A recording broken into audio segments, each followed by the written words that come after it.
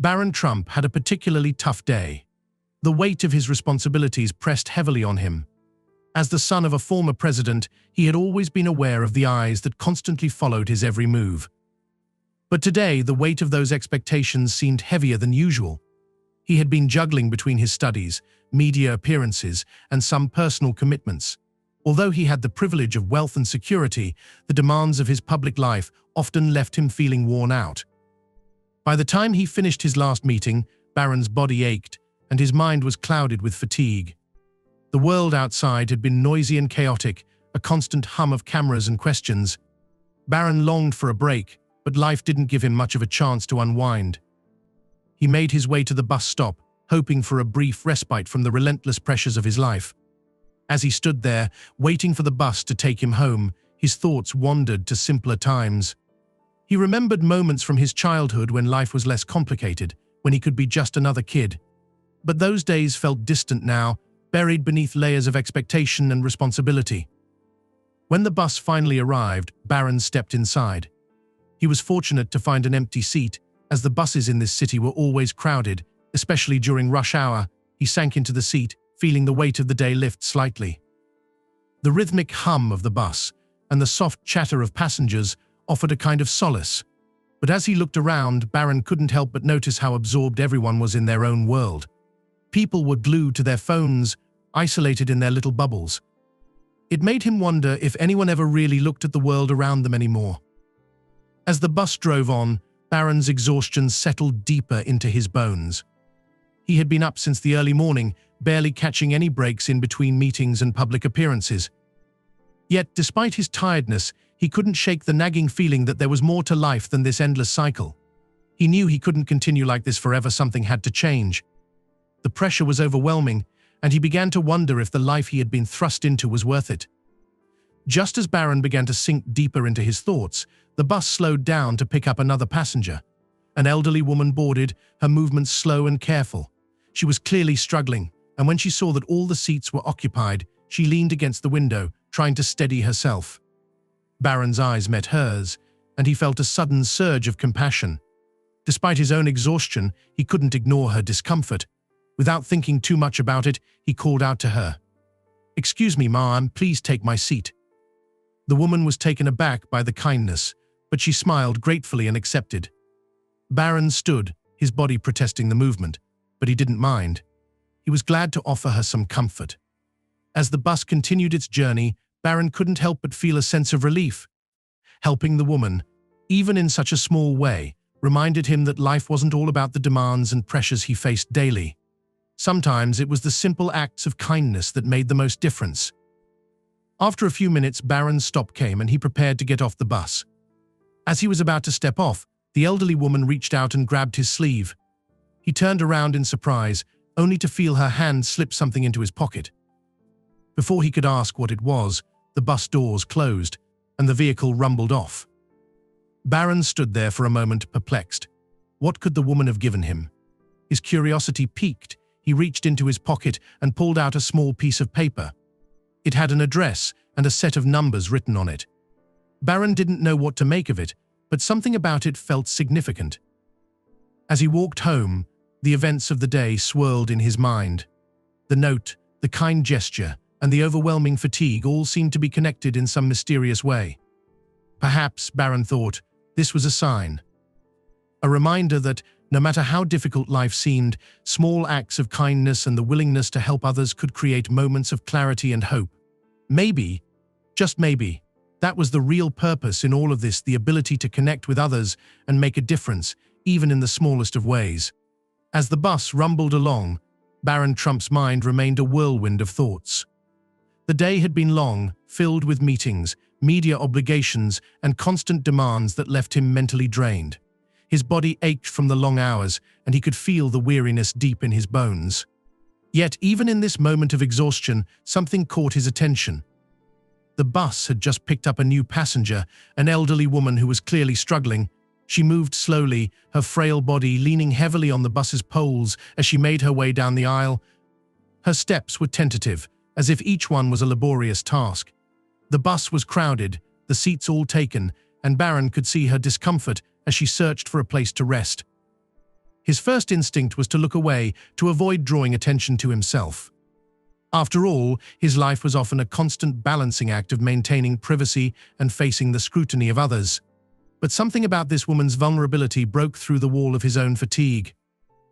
Barron had always been raised to treat others with kindness, to look out for those in need, and in that moment it felt as though the right thing to do was clear. Without overthinking it, he stood up. His legs protested, stiff from the long day, but he ignored the discomfort and called out to her softly, "Excuse me, ma'am, you can have my seat." The woman looked up, surprised by the sudden offer. She was clearly taken aback, as if the kindness she had just encountered was a rarity in her world. A faint smile spread across her face, and Barron could see the relief in her eyes. She gingerly made her way toward him, her every movement careful and deliberate. Barron helped her settle into the seat, ensuring she was comfortable before stepping back. He stood for the rest of the ride, his tired feet shifting from one position to another, but a sense of peace settled over him. It wasn't the physical act of giving up the seat that made him feel good, it was the realization that he had done something simple but meaningful. In that brief moment, Barron was reminded of the importance of small gestures. Life had a way of overwhelming him, of making everything feel like a race to keep up. But this moment, offering his seat to the elderly lady, felt like a pause in the chaos, a brief reminder that the world was not just about demands, deadlines, or public expectations. Sometimes, it was about offering a hand to someone in need, no matter how small the action seemed. And in that moment, Barron understood something deeper: kindness could be a powerful force in a world that often felt indifferent. The brief interaction left him with a sense of warmth that helped to ease the burden of the day, reminding him that compassion was a thread that connected all of us, no matter who we were or what we faced. As the bus slowed to a stop, Barron Trump glanced at the elderly woman he had just helped. She sat quietly in the seat, her fragile hands folded neatly in her lap. For a moment, everything seemed calm, almost peaceful, like the world outside the bus was a distant memory. Barron had nearly forgotten about the chaos of the day, the stress, the endless obligations. His mind was drifting toward the comfort of home, away from the weight of his responsibilities. But then, as the bus neared his stop, something unexpected happened. The old woman reached out, her hand trembling as she grasped the sleeve of Barron's jacket. He turned, confused, not expecting anything further from her. She smiled weakly, her eyes glinting with something Barron couldn't quite place, and in that moment she slipped a small folded piece of paper into his pocket. The suddenness of it caught Barron off guard. He had no idea why she would give him something. He had only offered her a seat, after all.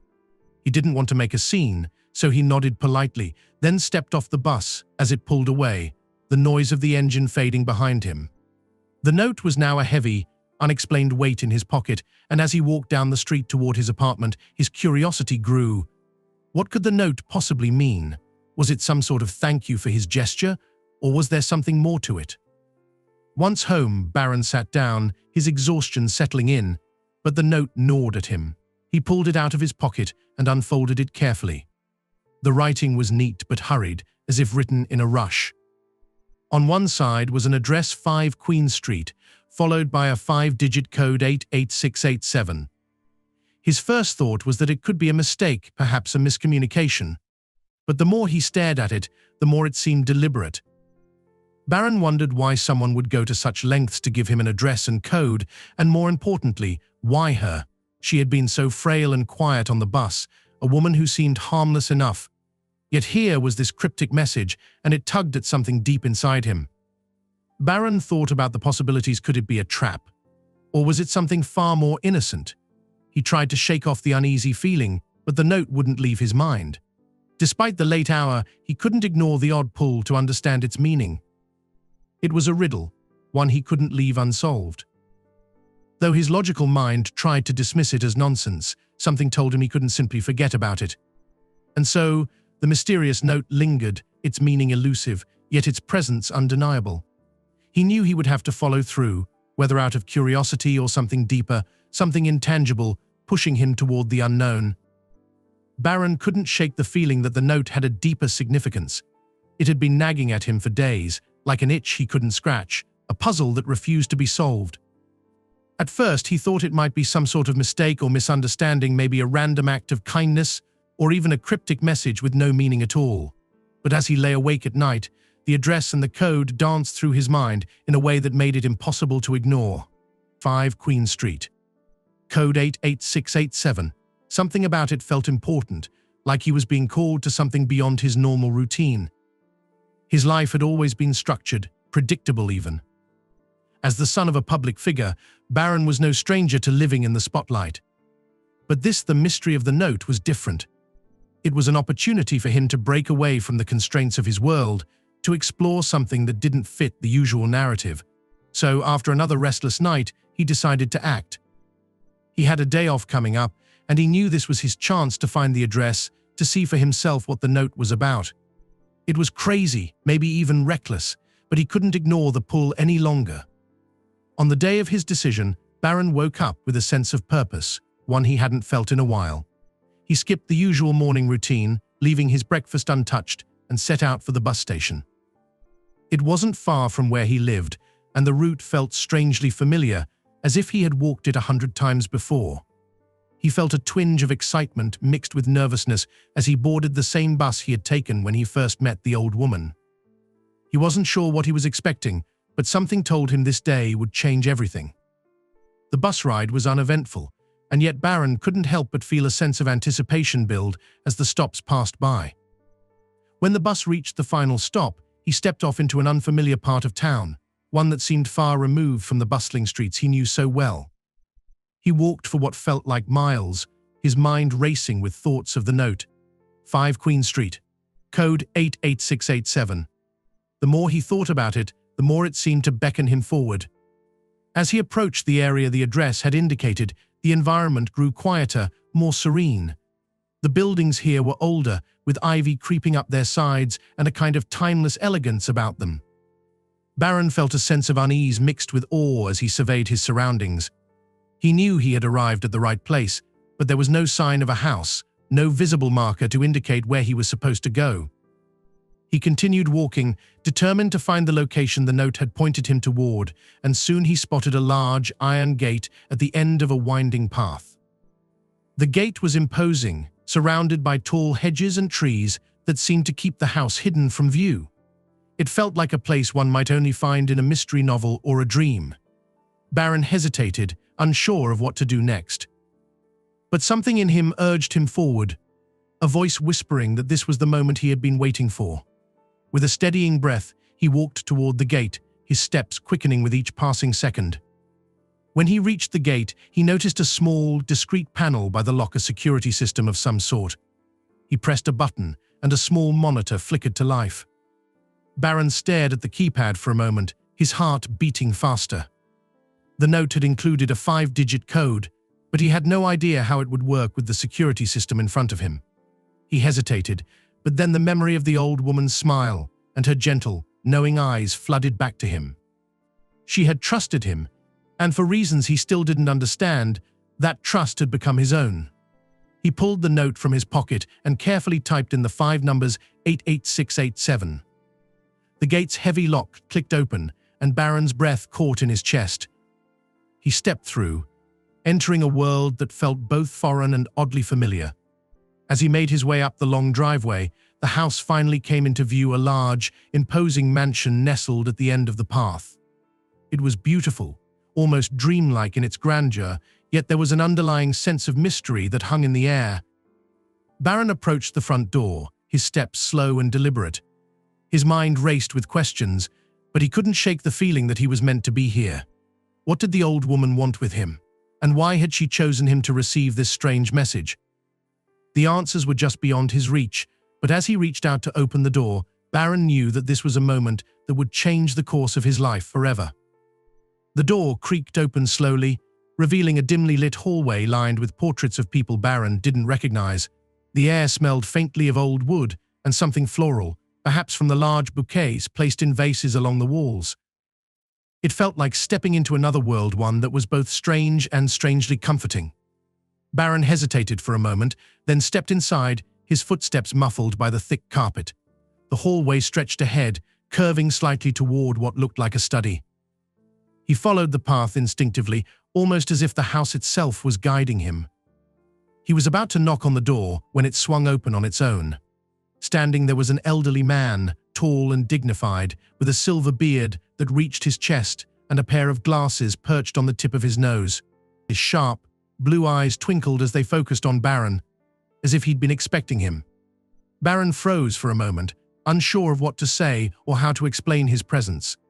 But the man smiled warmly, as though none of this was unusual at all. "Ah, Barron. I've been waiting for you," the man said in a deep, steady voice. "Come in. We have much to discuss." Barron's heart skipped a beat. How did this man know his name? He didn't remember introducing himself, but he stepped into the room nonetheless, trying to mask his confusion. The study was cozy, with bookshelves lining the walls and a large fireplace crackling softly in the corner. The man gestured to a chair across from his desk and sat down himself, his movements slow but deliberate. "I'm sure you're wondering why you're here," the man continued, his voice almost soothing. "You received my note, didn't you?" Barron nodded, still processing the situation. He had come here driven by curiosity, but now he realized he was in the presence of someone who knew more about him than he could have imagined. The man leaned forward, his expression serious but not unkind. "I've been following your progress for some time, Barron," he said, his voice gaining a certain weight. "You've shown potential intelligence, curiosity, and a genuine desire to make a difference. It's rare to find someone with your abilities who is also grounded in such a way. I'm impressed." Barron blinked, unsure of how to respond. He had never been the center of attention in this way, especially not from someone so clearly influential. The man seemed to read his confusion and smiled. "You're probably wondering what this has to do with you and why I've invited you here," he said, leaning back in his chair. "The truth is, I have a job offer for you, one that could change your life." Barron's curiosity deepened, but a part of him remained cautious. He had heard about offers like this before, people promising opportunities that were too good to be true, only to take advantage of unsuspecting individuals. But there was something in the man's demeanor that felt sincere, like he truly believed in Barron's potential. The man continued, his gaze unwavering. "I run a foundation, one dedicated to making positive changes in the world, whether it's through education, innovation, or community development. We are always on the lookout for individuals who can help us in our mission. You, Barron, have the qualities we value most: intelligence, creativity, and a deep-seated desire to make a real impact." Barron listened intently, his mind racing. This was unexpected, to say the least. The idea of working for a foundation, of contributing to something meaningful, had always appealed to him. But the offer felt almost too grand, too perfect. Was he really ready for something like this? Could he balance it with his other responsibilities? He felt a knot form in his stomach, but he didn't want to show any signs of hesitation. Instead, he allowed the words to sink in. The man seemed to sense Barron's internal struggle. "I'm not asking for a commitment right away," he said, his voice calm. "I want you to take your time. Think about it. What I'm offering is a chance to be part of something greater than yourself, something that could truly shape the future. But it's not a decision to be taken lightly. It will demand hard work, dedication, and a willingness to push yourself further than you've ever gone before." Barron sat back in his chair, letting the words wash over him. This wasn't just about a job, it was an invitation to make a real difference, to use his skills and potential for something meaningful. The idea was both thrilling and daunting. He had always wanted to be more than just a name, more than just the son of someone famous. This could be his chance to carve out his own identity, to contribute to the world in a way that mattered. The man smiled again, as if reading Barron's thoughts. "Take your time, Barron. But remember, opportunities like this don't come often. You'll need to decide soon." With that, the man stood up and extended his hand. Barron took it, his mind swirling with possibilities. He had always dreamed of making a difference, of doing something that truly mattered. This was the chance he had been waiting for, a chance to take his future into his own hands. The weeks following the job offer felt like a whirlwind for Barron. He couldn't quite shake the conversation he had with the elderly man in the study. It wasn't just the allure of the opportunity that lingered, it was the weight of the decision itself. Every time he closed his eyes, the words "a chance to make a real difference" echoed in his mind. He had been given an opportunity that so many would have given anything for, but Barron wasn't sure if he was ready for it. It was one thing to be told that you had potential, it was another to step into a role where that potential would be tested day after day. One evening, as he sat in his room, contemplating everything, Barron's phone buzzed. It was a message from his father, Donald. "How's everything going, son?" Still thinking about the offer, Barron stared at the screen, trying to figure out how to respond. He'd never been one to open up about his doubts. He didn't want to seem indecisive, especially not to his father. But the truth was, he felt a quiet anxiety that had been growing each day since he'd received the offer. It wasn't about the work, it was about whether he could live up to the expectations that came with it. He typed a quick reply, telling his father that everything was fine, but then decided to be honest. "I'm not sure if I'm ready for this," he wrote. "It feels like such a big step." Almost immediately, his father replied, "Barron, I've always believed in you. You've grown up in a world that's never been easy, but you've handled yourself with more grace and intelligence than most people I know. You're capable of more than you realize. Whatever you choose to do, I'm proud of you." Barron sat back, feeling a lump form in his throat.